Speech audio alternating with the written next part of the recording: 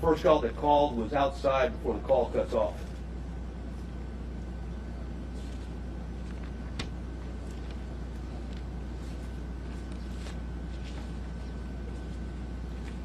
Additional information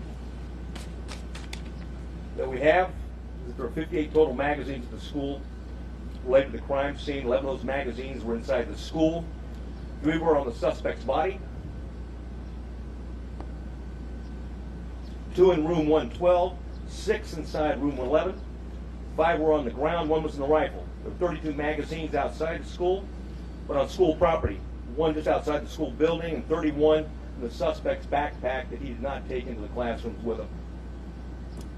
There's 15 magazines at the crash site.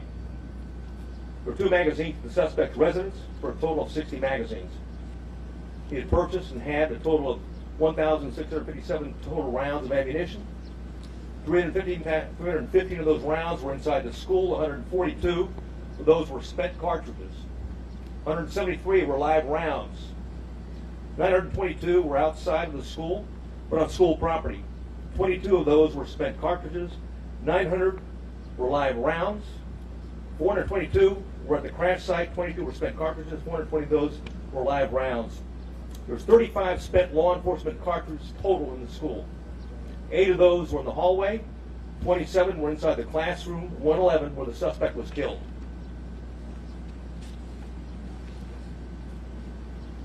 I mentioned that we're going to go over quickly a digital timeline.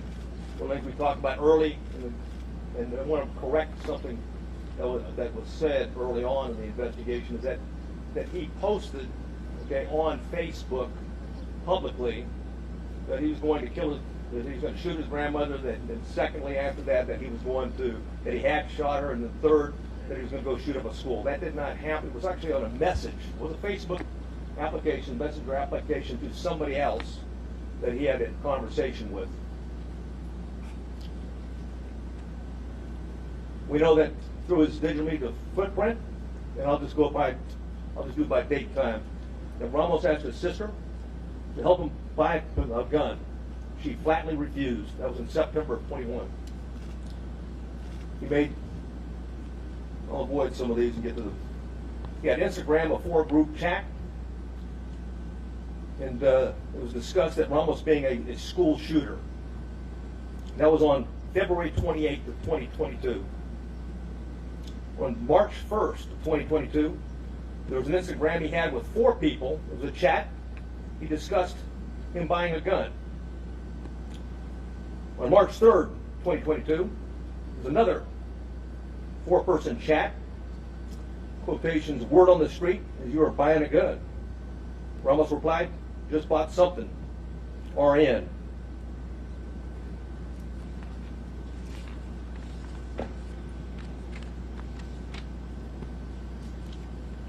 On March 14th, and there was an Instagram posting by the subject, in quotations, 10 more days. The user replied, are you going to shoot up the school or something? The subject replied, no, and stop asking dumb questions and you'll see.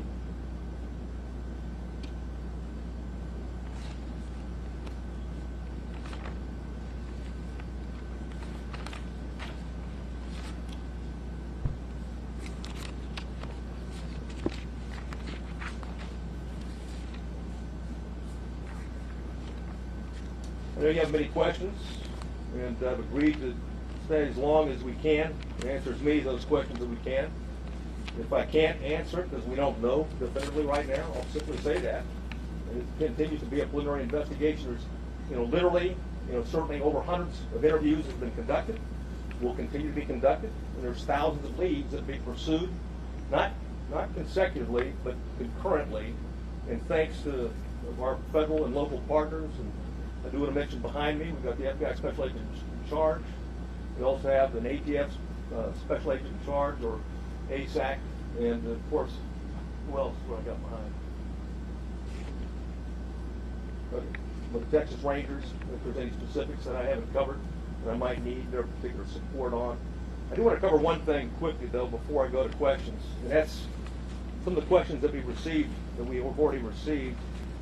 And one of those is going around now that there's, in fact, the subject had been one of the two arrested by the Texas Rangers and the local police back in 2018.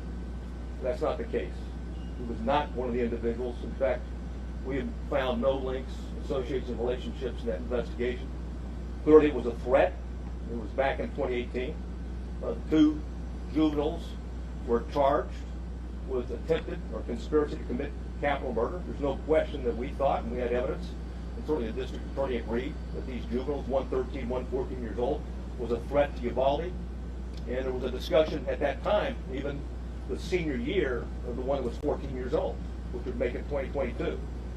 However, that was not the subject.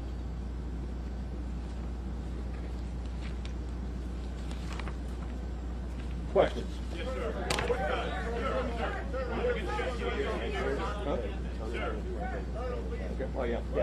Oh, one thing I want to say, one thing I failed to say is that when we're done, we have Tony Pena with us. He's going to translate into Spanish, okay, what the answers and the questions are afterwards.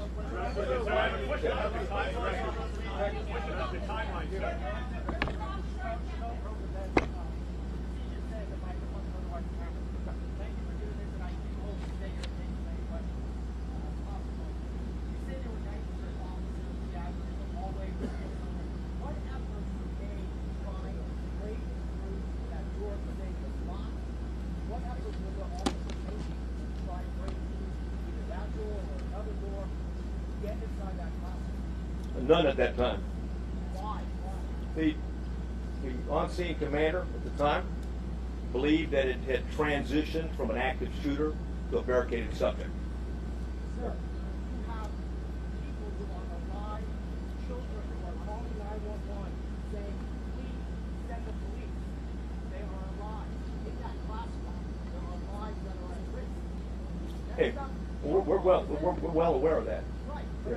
Why was this decision made not to go in and rescue these children? Again, the on-scene commander considered a barricaded subject and that there was time and there were no more children at risk. Obviously, based upon the information we have, there were children in that classroom that were at risk, and it was, in fact, still an active shooter situation and not a barricaded subject.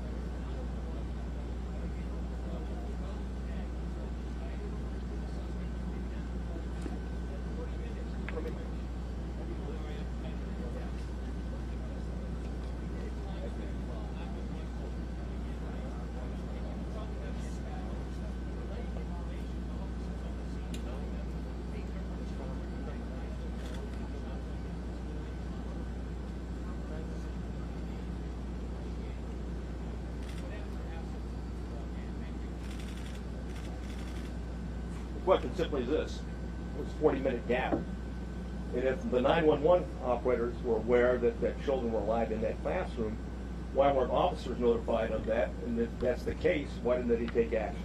That's the question. And again, I'll go back to the answer for right now, is that it was considered, okay, the decision was made on the scene. I wasn't there, but at the same point in time, a decision was made that this was a barricaded subject situation. There was time to retrieve the keys and wait for a tactical team with the equipment to go ahead and breach the door and take on the subject at that point. That was the decision, that was the thought process at that particular point in time.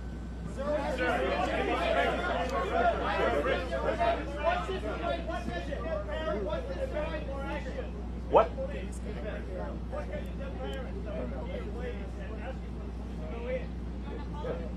And there was 19, like I said, there was 19 officers in there. In fact, there was plenty of officers to do whatever needed to be done, with one exception, is that the incident commander inside believed they needed more equipment and more officers to do a tactical breach at that point. That's why board tack was requested on the scene. As soon as they were there, they executed a search, or at least a dynamic entry, and went in. And of course, That was not the 12. That was not the 1257.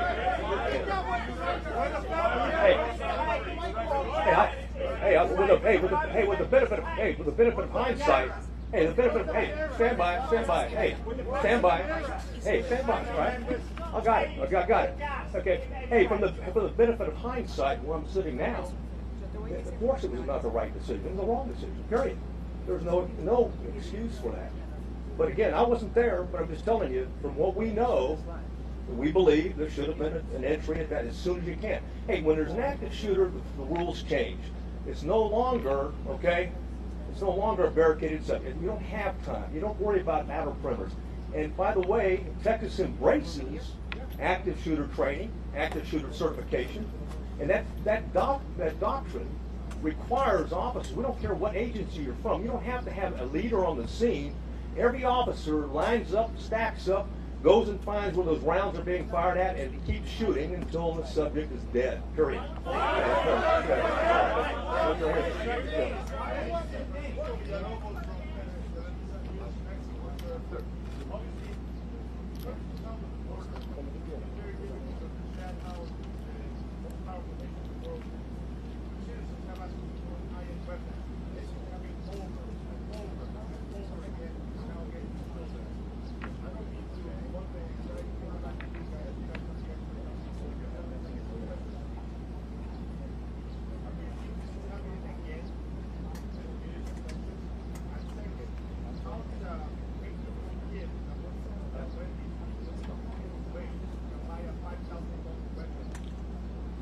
Well, after the last, he used a debit card first, but to your point, it's very expensive, and a debit card is not a credit card. It means he had money in the bank. So why and how is being looked at right now. And I'll tell you this, thousands of more leads are being looked at right now because we haven't answered all the questions. We haven't gotten into the why. Okay, we know the individual was also into cyber gaming in that regard, and group gaming in that regard. So we've got a lot of questions are out there. We're seeking answers, but we've got an obligation. We'll continue to update you when we find something out. Hey, Tienes que ponerlo para allá. Pero, para allá. No, espera que está Fernando ahí. No, Fred, no. Es así. The Port Patrol agents, the BORTAC agents that were in the building didn't line up. They're part of the 19 that I talked about, and the entry team, ultimately the entry team that went in. But I can tell you that they were told, just as like as any other officer was told, and others, even command staff that came on board, is that the incident commander at the time was believed that in fact it was a barricaded subject, that we had time, there was no kids at risk.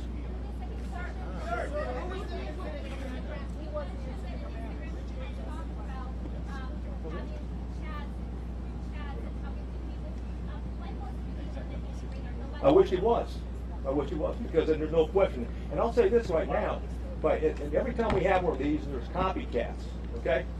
And we need the public, just like we did back in 2018, it was a public, okay, that came forward that we got 2 people that were about to shoot up a school or planning to shoot a school. It's imperative on the public, when you get something, just because the guy sounds like he's a nut, he may be a nut, but just because it sounds like, well, it's possible to do, he may be intended to do, as I've read the timeline based upon the chats that he had. So we need everyone, when we have a threat to life like that, to take it seriously and report it, because ultimately this is tragic. What do you tell the parents of 19 kids, or the families of two teachers? Yeah. Hey, yes, sir. Yes, sir. Tactical gear. By 12:15, you had at least 15 officers and shields on scene. Yeah. Yet you did not breach the door until 12:15. Hey, like I said it before, is that, well, first of all, when it comes to an active shooter, you don't have to wait on tactical gear. Plain and simple, you've got an obligation. What I know now, okay, absolutely, it was an active shooter, because you can transition. Keep in mind, in the doctrine, okay, of active shooters, you can transition from an active shooter situation to a barricaded subject or a barricaded with hostage subject, but if shooting continues and you have any reason to believe that there's individuals alive in there, you've got an obligation to move back to an active shooter posture, and that means everybody at the door. Are you saying those children were no longer at risk when he barricaded himself? Todavía te da un tricity como correla. Correla es lo que más puede. Es la base. Mira, ahí te da más correla. Well, Uvalde has a part-time SWAT team, number one. The ISD's got, they have limited officers. I think, what is it? What do you got, 6? They got 6, yeah. The Consolidated Independent School District has 6 officers, and they didn't have one posted at that location. And someone said, hey, what do you tell the parents? I mean, bottom line is that, or someone talked about, said, when there's kids in the room, why wasn't there an entry? Because it was believed, like I said at the time, that the subject was stationary, barricaded, there was no risk to other children. Again, on retrospect, from where I'm sitting right now, clearly there was kids in the room. Clearly, okay, they're at risk. And oh, by the way, even when you go back to shooting, there may be kids that are injured, okay, they may have been shot but injured, and it's important for life-saving purposes to immediately get there and render aid. Red in the blue. Where was the resource officer? Why was he not on campus? He was not on campus. Why? Well, again, we'll have all those answers down the road, okay? Dylan.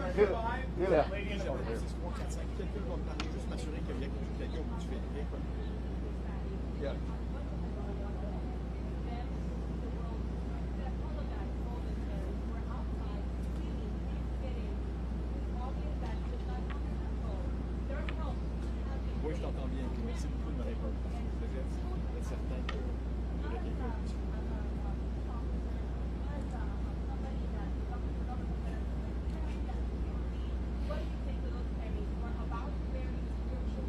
Well, first I want to say that the Consolidated Independent School District officers were there early. There was 4 of them, and they immediately began evacuating the school and did that throughout the process. So keep in mind, so that was going on. What do I say to the parents? I don't have anything to say to the parents other than what had happened. We're not here to defend what happened. We're here to report the facts so they have the facts. Yeah. Hey, bottom line, consultant. Any family members gassed or taped outside the building? I'm sorry? Oh, yeah. I don't have any information on that.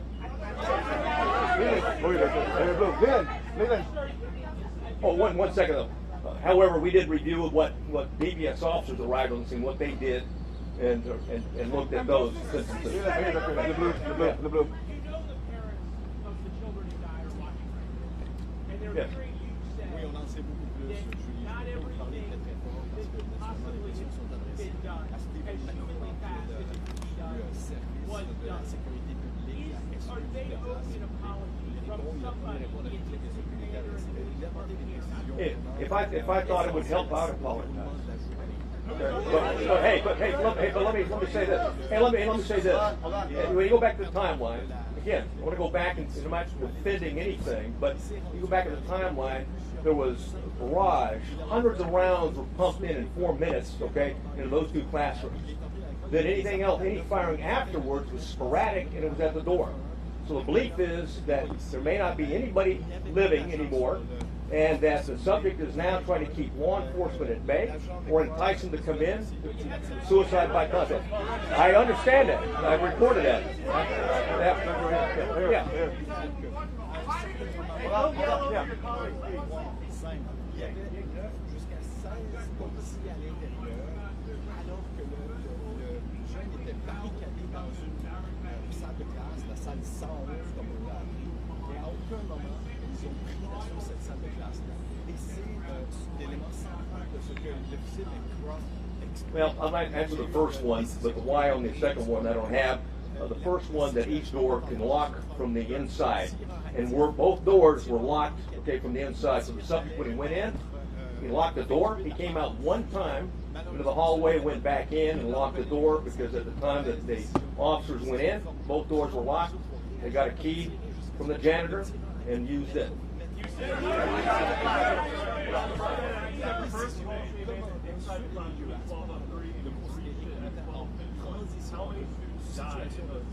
I don't have that answer. We're looking at it right now. Hold on. Go ahead. Le fait ici d'appel 911, de message sur 911 par des enfants qui appellent policiers avec les policiers viennent nous aider. Les policiers prennent sur la classe. Les enfants le demandaient, je disais. On entendait l'officier McGraw faire des pauses et être tout évident. Et lui, il a dit lui-même d'ailleurs, c'est plus facile de lire ces commentaires-là que de les entendre. Si vous les entendiez, ça vous arrache. Donc, à ce moment-ci, il reste encore un certain nombre de l'élément central qui est dans Forget how I'm doing. What's up with her? Y eso explicado en el package. Those children. Forget about me. I'm here. Or officers and stuff like that. We take an oath to uphold the law and protect people. And anytime something's tragic like that, we want to know why it happened and if we can do better next time. It's the bottom line. And call it like it is. It's tragic. Quite frankly, I mean, there shouldn't have been anybody. You know, ideally, we've been able to identify this guy as a suspect and address it before he even thought about attacking, on the 24th. Director. Go ahead. There's a lot of ammunition, a lot of rounds. Are there other people that you're looking at to arrest that aided him? And we're looking at other people. Absolutely. Anybody who's been in contact, we're looking at anything. Links Association, people that may have known something, and will continue, and may have been involved in some chat room gaming along with them. So there's nobody that we're not going to talk to and look at. And it's certainly, I can assure you that this district attorney is very proactive and very concerned about this, and that any evidence that we bring to her that someone was an accomplice or an enabler or didn't do what they should have done, it's in violation of law and it meets the public account standards. I have no doubt that she'll take care of business just like she did back in 2018 when we had 2 juveniles plot a capital murder at the school. We're going to find you right there. Well, 911 calls at 12:10, 12:13, Yes. 12:16. Shooter wasn't killed until 12:50. Any of those 911 callers survived? Yes. I can't tell you that with certainty, but more than one survived. How many children got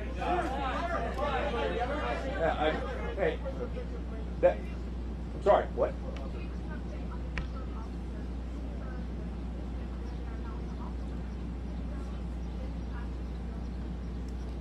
Yes, the windows I'll go backwards. Right over here, I'll move over here.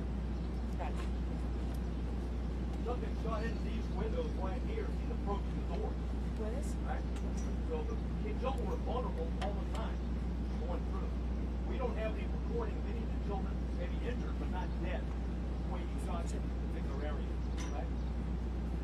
As to the answer in terms of someone could have shot Thomas in that regard, I don't have the answer to that, quite frankly. Right? We're looking at a number of different things in terms of ballistics and things like that, but you can just keep in mind when you've got children, okay, in here. We've got children in here. Oh, geez, yeah. Okay. All right. We're looking at this from a tactical standpoint and everything in terms of looking backwards, okay? And certainly one of the things is, what was the access in 111 and 112 in that regard? And also, there's other access points as well.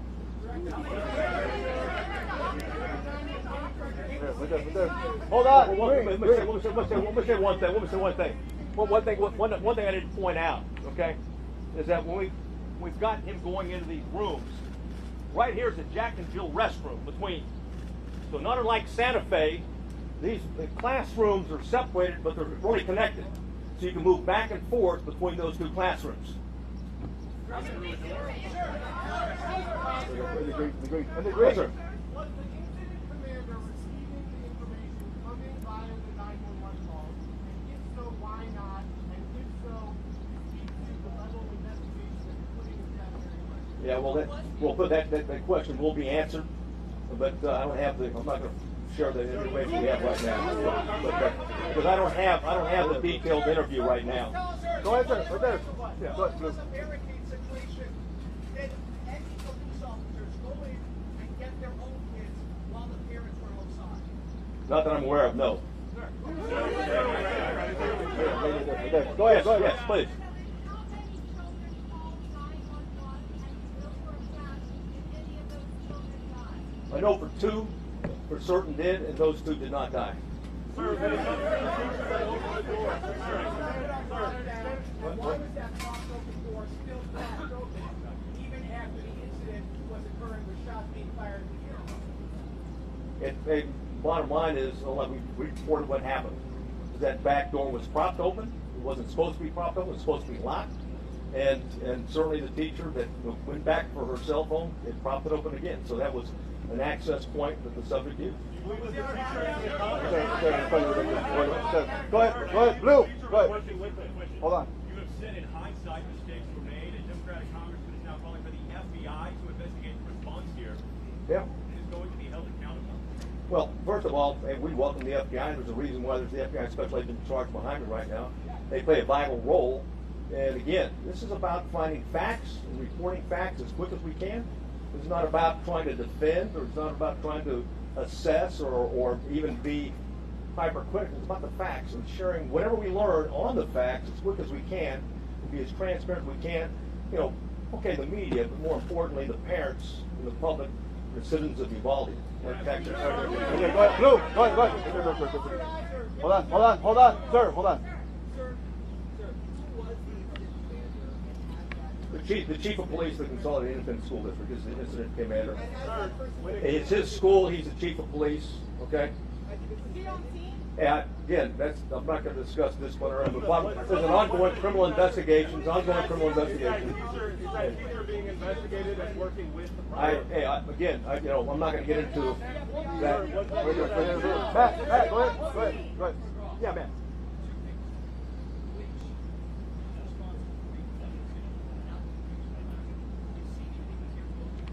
The chief of police of the Consolidated Independent School District, he was convinced, and again, I want to go back and say, he was convinced at the time that there was no more threat to the children, and that the subject was barricaded, and that they had time to organize with the proper equipment to go in. The subject already had hit 3 officers, and hit 2 officers, and I didn't answer the final question. A third border patrol agent was grazed as well, but no police officer was seriously injured.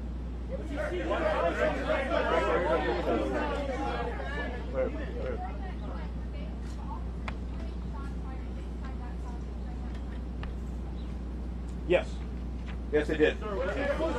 He shot, and I went through the timeline before where he continued to shoot, and periodically, sporadically. The last, I think I already gave you the timeline. I'm sure I went through it, but the last time that the shot right before the entry, okay, was he shot at 12:21. So At the officers or at the children? no, not the children. Okay, we don't know yet. We believe it was at the door, is what he fired at. Go ahead, right there. Yes. Hold on.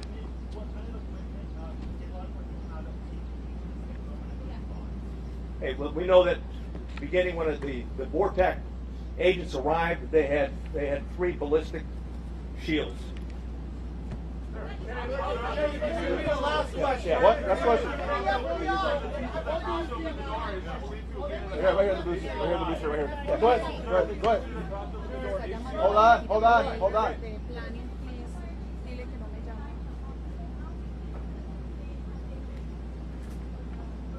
I don't know.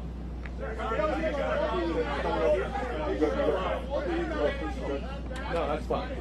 Yeah, let's answer the question. What do you think you should have done that you didn't? Well, I've already said that. I've already said. First of all, Texas embraces and teaches, the active shooter doctrine. The active shooter doctrine, as long as there's kids and as long as there's someone's firing, you go to the gun, you find them, you neutralize them, period. And there's only, there are some nuances with going transition to a barricaded subject, also transitioning to a hostage situation, and of course the decision at the scene was that this is still a barricaded subject that did not go back to an active shooting situation. Go ahead. Yeah. Where is the police chief and why isn't he here to take our questions? Well, because I'm here to address the latest timeline and facts that we know. You're certainly welcome to reach out to them. I'd like to ask the Yeah. FBI a question. I defer to. You want to get the question? Okay, hold on. How many children were pulled out? Hold on, sir. Hold on. Sir, you have been on the scene for several days. Two things. What exactly is your role in this investigation? And given all this, given that the FBI goes through lengthy efforts to study how to address situations like this, do you think this is something that requires an independent investigation, whether a federal agency, by you guys, or someone else? Thank you for the question. So, my name's Oliver Rich. I'm the special agent in charge of the San Antonio division. First, I want to say I understand there are a lot of questions and there's a lot of frustration in the public, and our heart goes out to the families and the victims of this tragedy. I will say our role here remains the same. We are here to assist in this investigation, to provide the support to the community to the best of our ability. We've had 200 people here for over 4 days. We have people working all across the country to support this community and to support this investigation. We are continuing in that vein. We have victim specialists here working with people in the community, and we will continue to do that. If the facts bear out that there is a federal nexus, then the FBI will conduct an appropriate investigation at that time. But for now, we continue in this to support the Texas Rangers.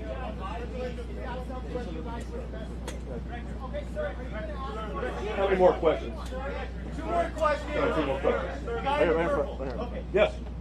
Uvalde Police Department, Uvalde Police Department hosted in February 2020, and they familiarized themselves with the school and they did the training to do just what they were supposed to do.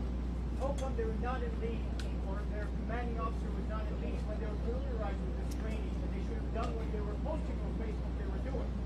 Who dropped the ball? Yeah, I don't have the answer to that question. Right here, last question. Right here, the Grayson. Yeah. Go ahead. President Biden will be here on Sunday. Your thoughts on that? Do you have a message to the president? Yeah, welcome here. Welcome to Texas. And this community has been hit hard. And I think it's noble that the president's going to be here to recognize the pain and suffering that this community is going through. And I think that's what leadership is. That's why Governor Abbott's here. That's why we think leaders go to where the problem is. And right now, the problem is in Uvalde, Texas.